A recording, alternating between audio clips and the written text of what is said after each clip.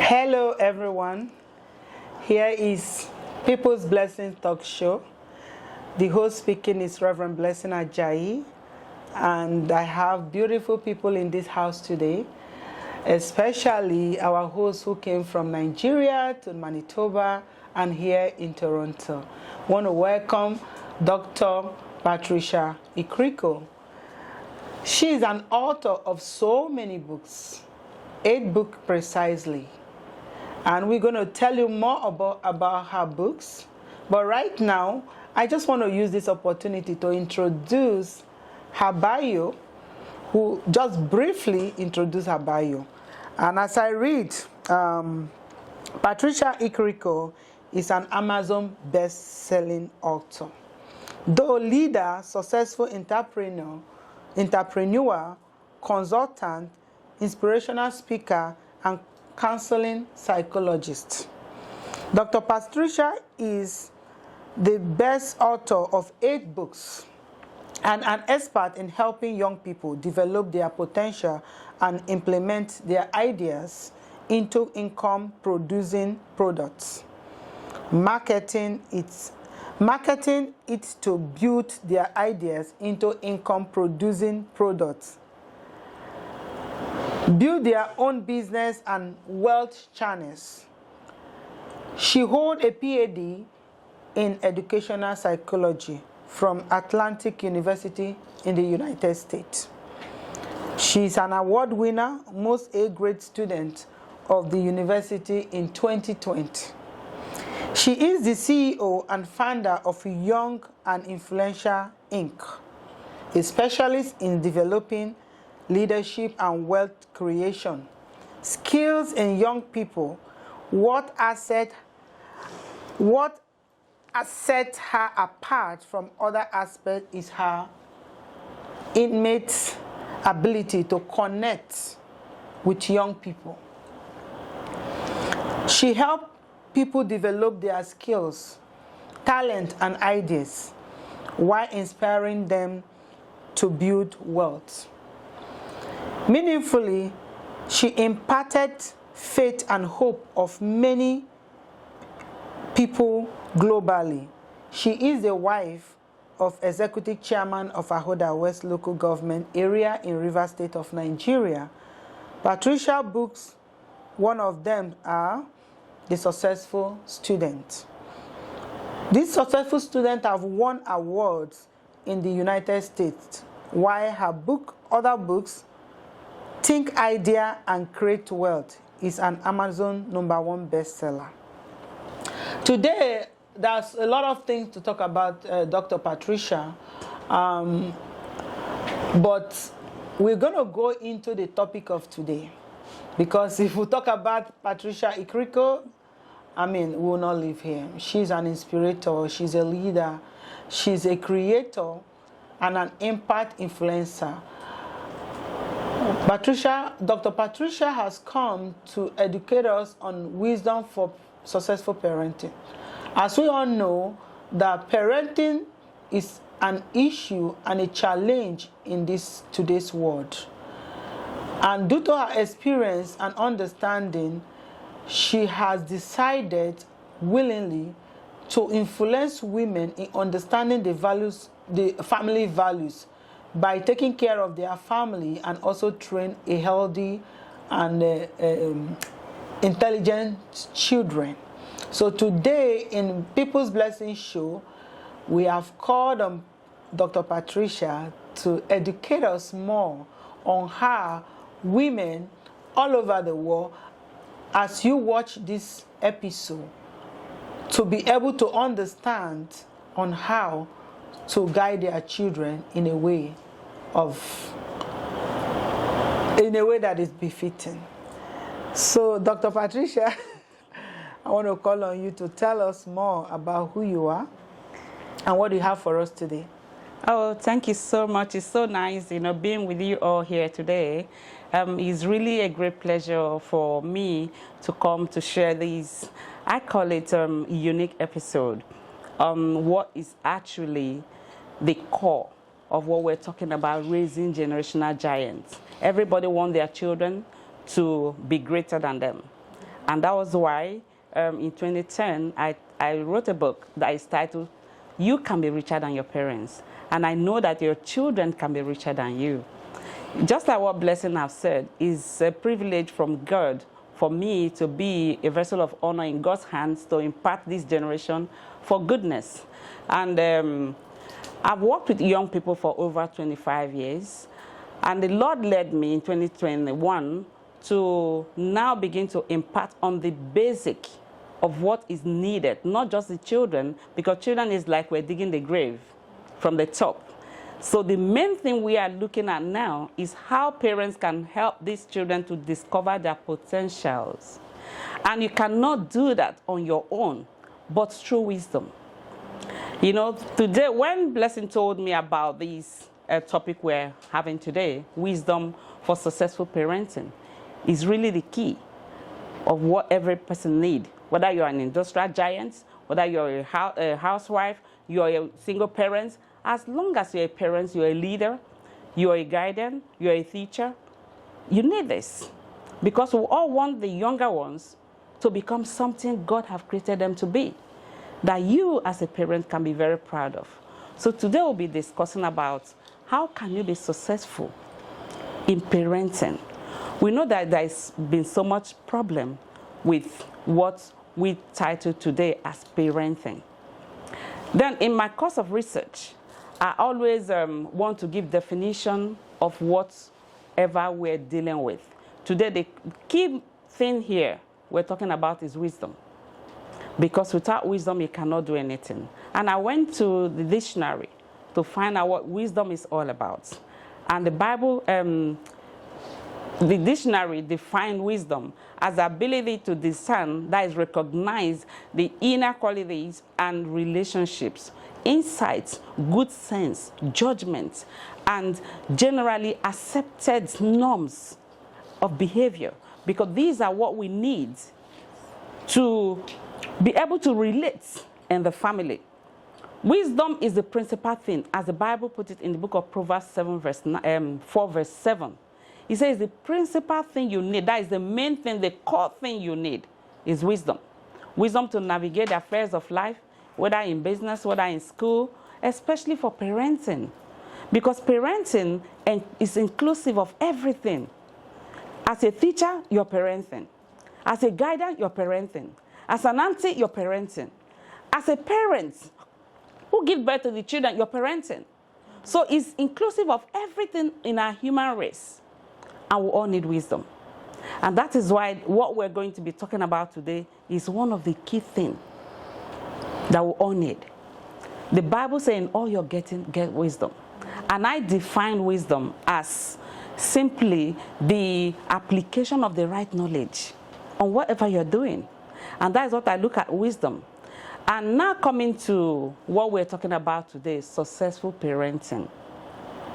It's been one of the greatest things that this generation especially, it's been one of the things that everybody needs to know.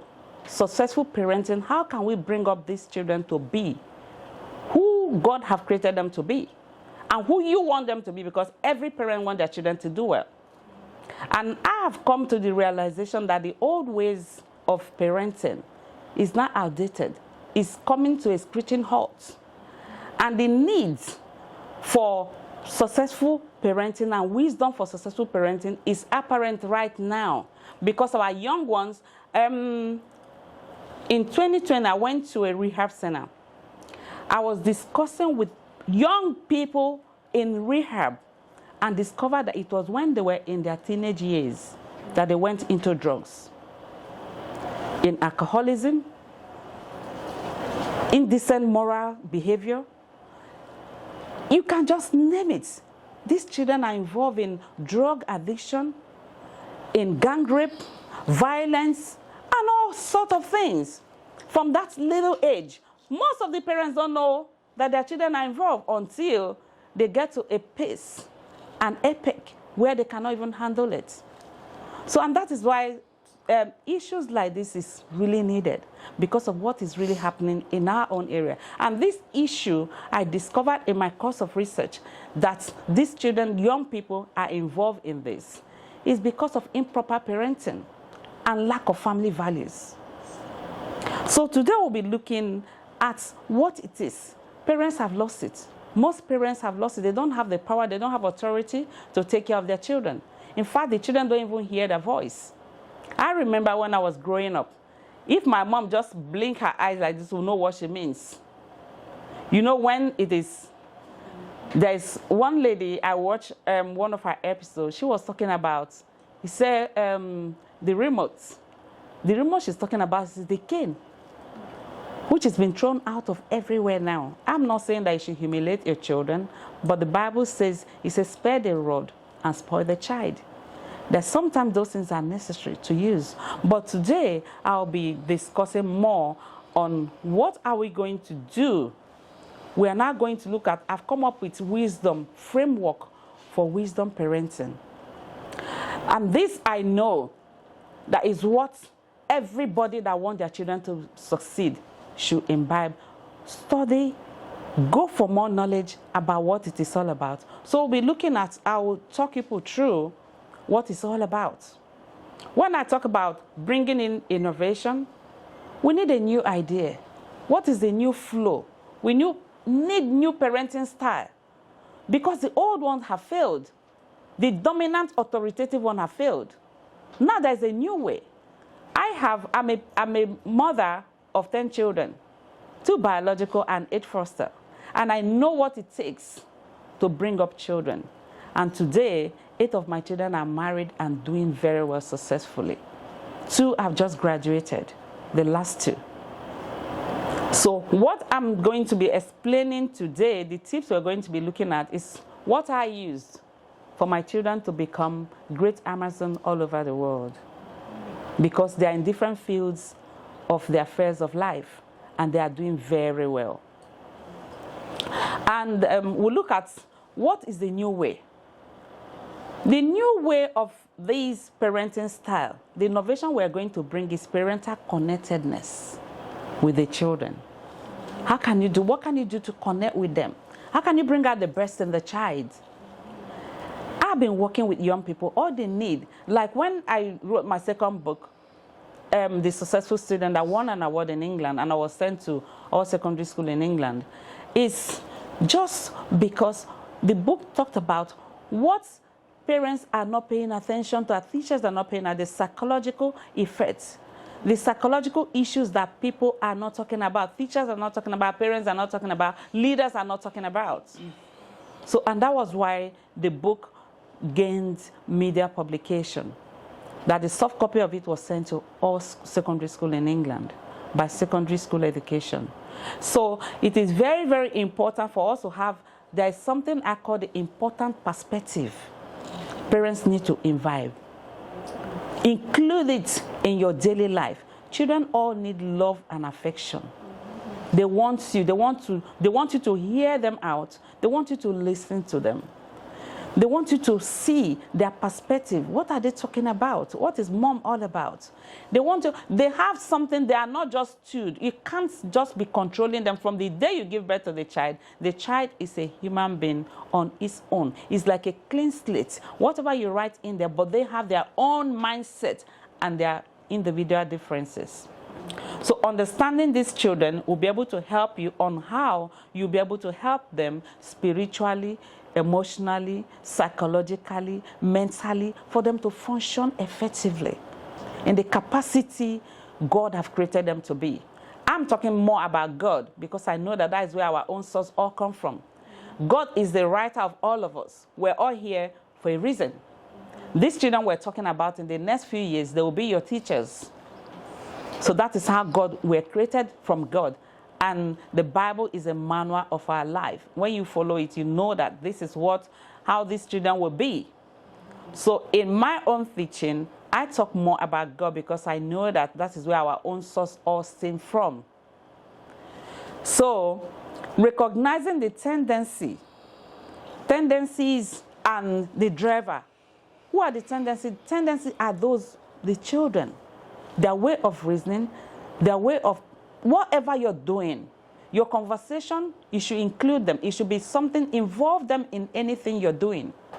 That is how you bring in. You are the driver, they are the tendency. What are you going to do to be able to discover what your child is good at? You should be able to learn. There are books, there are courses you can take online to be able to bring the tendency of this child. Some children are introverts.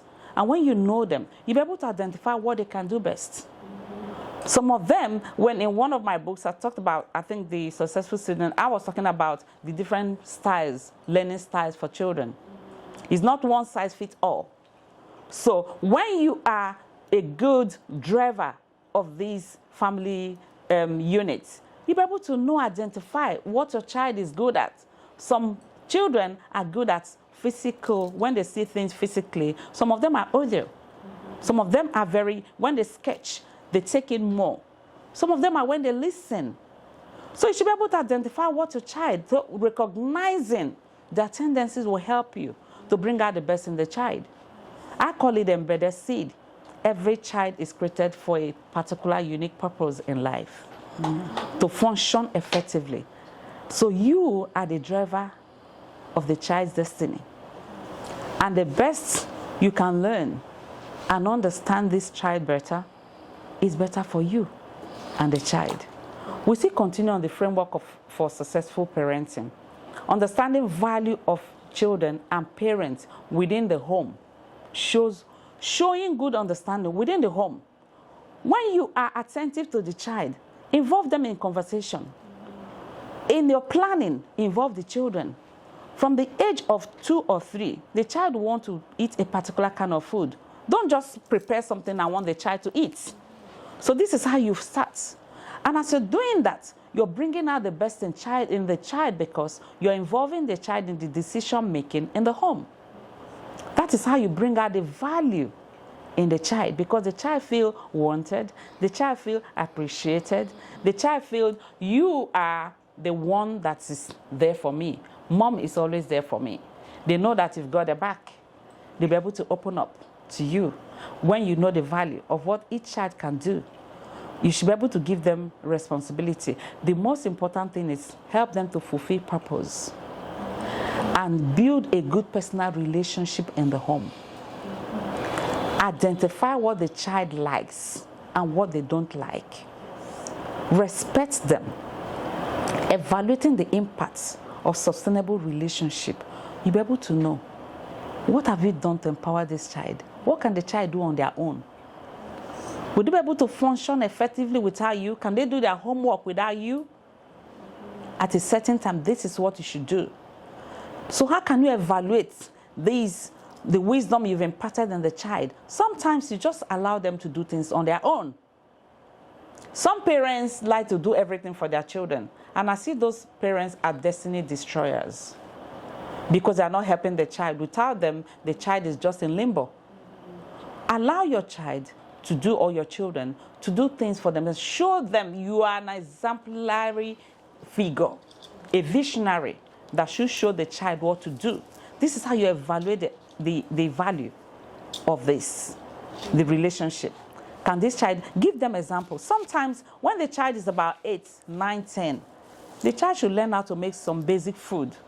Whether it's sweet or not, enjoy it as a parent. This is how you empower them, because you now let them to do things for themselves. And they can be a better person and function effectively with other people anywhere they go.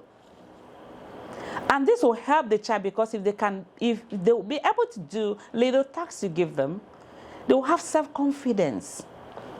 They appreciate themselves and self-worth will be built. You know, most of these problems that children go on drugs because of low self-esteem. What is low self-esteem? They don't see themselves they are competent of doing anything, because it's all stems from the home, from the parenting style. So now we can adjust. I know that maybe other time I can now talk more on parenting style. But this is just the general awareness of how to bring up this generational giant we're talking about, I am talking about. Because I'm more interested in children, in young people, bringing out the best in them. I know that my son, when he was under 15, he was already a star player in football and in rugby, because we identify what he's good at. We involve them in conversation in the home. We allow them to make input in whatever they are doing. When they go out, their confidence is well built. They can negotiate with people because they have healthy self-confidence. You build that self-relationship with the children at home. It is very, very important to make them have positive self-worth, because it will build their self-confidence.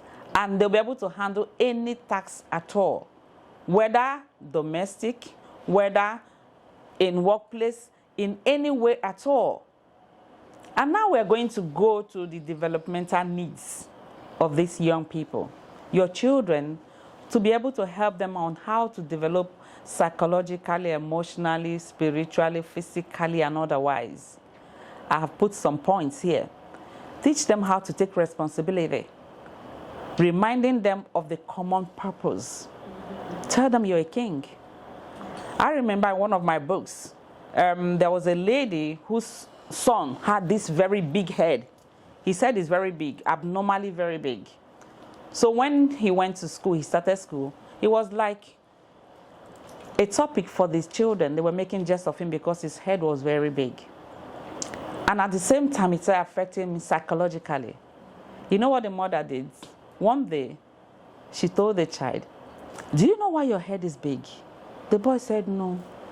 Everybody talk about my big head, and they call me big head." And the mom said, "Do you know why you have big head? Because you're more intelligent than all of them. God created you with this big head because you've got lots of wisdom inside. That's why your head is bigger than all others." And that was the day the son picked up. And he became, the time he graduated from primary school, he was the best graduating student of the year.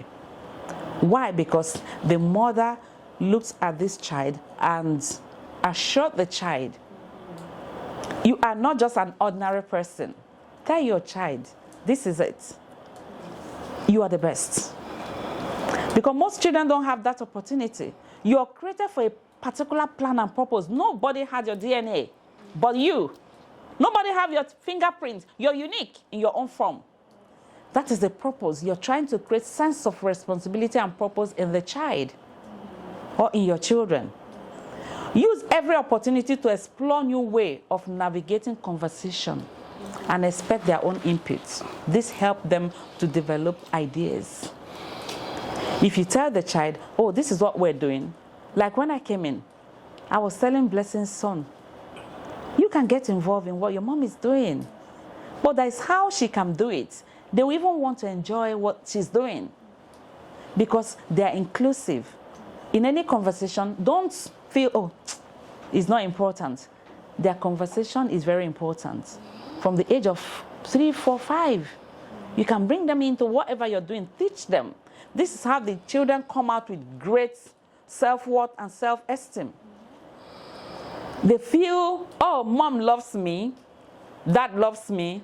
Everything is just like that. Like my daughter was telling me that when she went to university, she attended the church. And the way everybody was like looking at her, because she's a little bit busty, so she found it very difficult on what to wear. And everybody kept like, "Oh, you're not supposed to do that." She said because she didn't find it very funny. It affected her self-esteem because her mom never dealt with criticism like that. She said because when it came, it was like they were so harsh. Because if you know, if what you've been building in your children, you should be able to talk to outsiders as well. Any child you see, because we're all leaders. Mothers, we're all leaders. Fathers, we're all leaders. As you're all gathered here, this large crowd I'm seeing today, you're all leaders.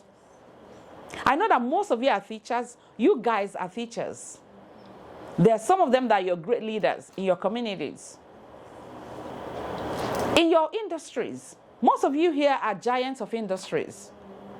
But every child that come along your way, you're parenting.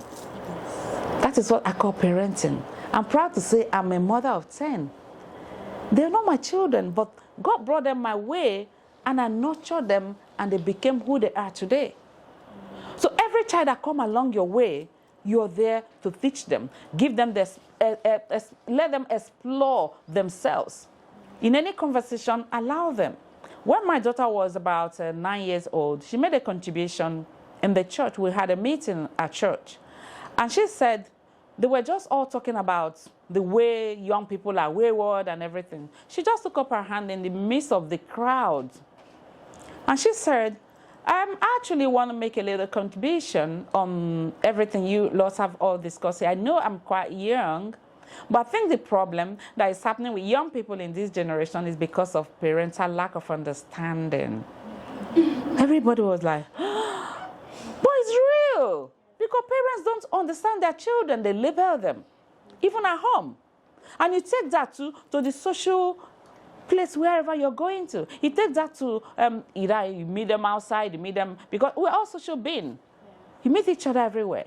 You criticize them, but if you criticize them with love, you'll be able to build them up constructively. What I call constructive criticism. The seeds are being loved. The conversation you have with them. We're having conversation today. The conversation you have with your children will be able to help them to grow better.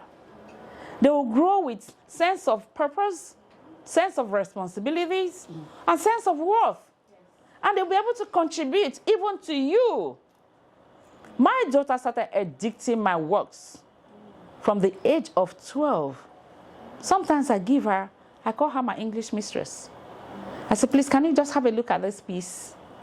And she said, oh, Mom, yeah, she has corrected everything. But because she was included, it was inclusive. So everything you're doing, there should be a mutual relationship in the home.